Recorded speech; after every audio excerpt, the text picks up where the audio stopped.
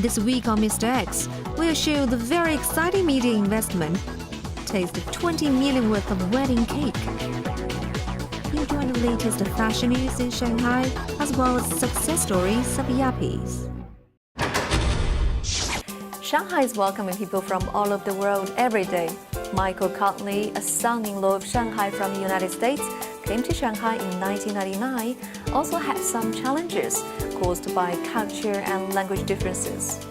However, he had an opportunity in the challenge and founded his own business, helping more people to solve this kind of problems.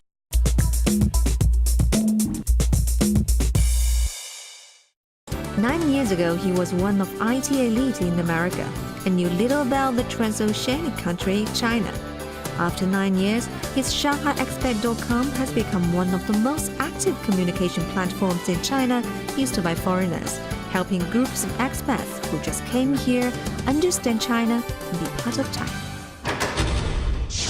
Michael's a very, very nice person. I mean, he is very caring and he takes care of people. People ask him questions, no matter what happens, he finds a way to get it answered. And along that spirit, I think much of his staff and some of us friends who've helped along the way have tried to follow in that footstep and keep that community spirit alive.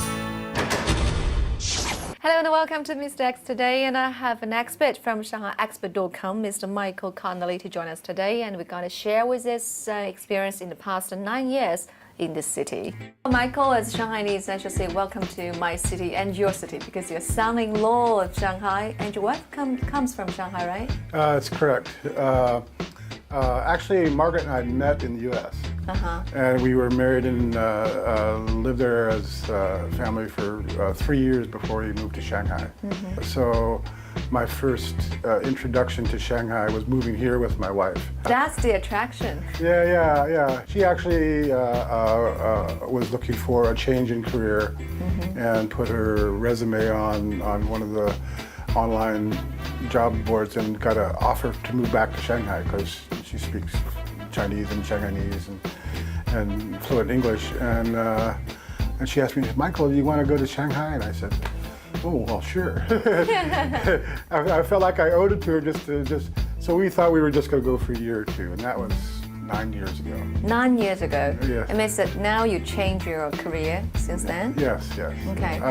We were living in Seattle, and I was a senior consultant in a large IT department of a healthcare company.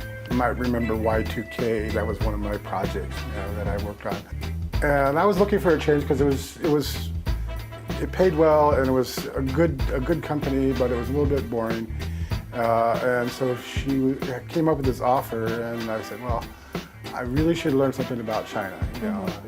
Share in my wife's culture a little bit. And so I said, sure, let's go. And so 6 weeks later, we were living in Shanghai. Okay. Very quickly. Yeah. Exciting? Yes. Michael's life has been changed tremendously ever since. When he first came to Shanghai, he knew nothing about the city. However, at that time, there's limited information he could find on the internet. So he began to write down his personal experience in Shanghai.